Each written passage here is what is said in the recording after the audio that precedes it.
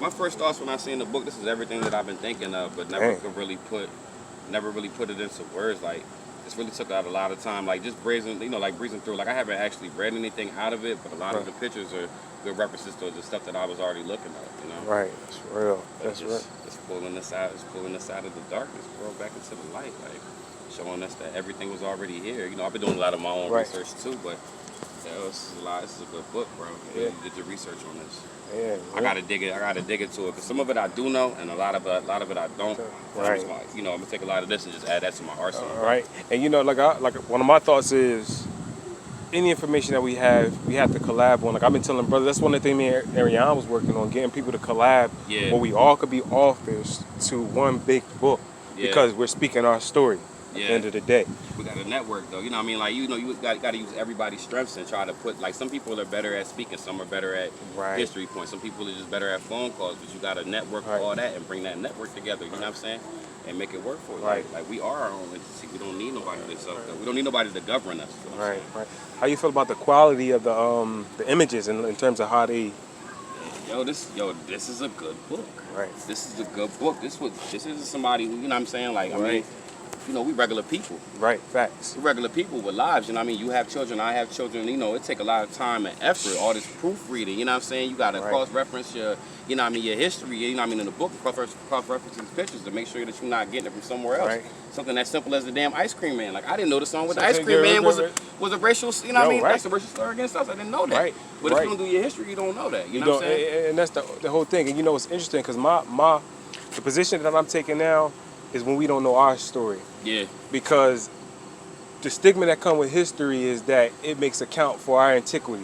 Yeah. And it doesn't. It's a biased perception, you know what I mean, that's been created by him.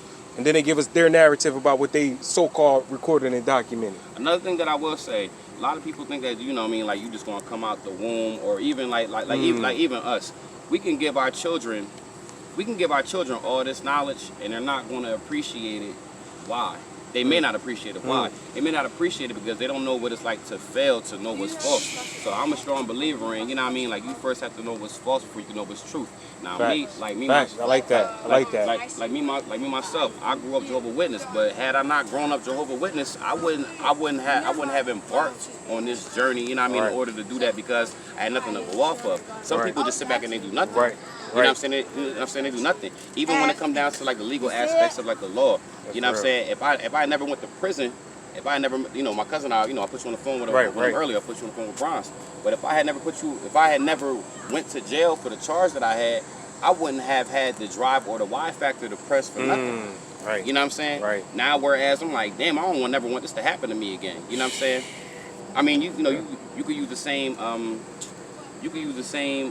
example as, like, all right, you got kids that grew up with no parents, and they got more sense than kids that grew up with both of their parents, because they were just given everything. You know what I'm saying? Sometimes you got to struggle for stuff, and I try to instill that in my children too. You know what I'm saying? I'm not going to hand you everything, bro. And like I told them earlier, like, you know what I mean? Well, you know, I've been telling them that, but I told you, we've been saying the same things, and we ain't been around each other. I'm not raising no boys, I'm raising men. That's it. You know what I'm saying? But this is the type of stuff that you got to teach them, man. Not all that stuff that's in the book. Right. You know, his story. Right, and that's it, man. One of the things that I know, that when it comes to, like, information like this, talking about our story, the issue that a lot of our children have, including myself at one time, was that I would hear information, and that information didn't match the reality that I was living. So in our reality that we've been given, we've been slaves, and we've been black folks. Oh yeah, of course. Yeah, we've been slaves and we've been black folks. And this is the reality that we've been given, so we seeing people with the mentality function in that capacity that's been given to us. And so I know it'd be challenging for people to hear this stuff. I just think that it's going to be something really impactful, like you said, taking us out of the darkness. The Willie Lynch letter, man. Just as simple as that.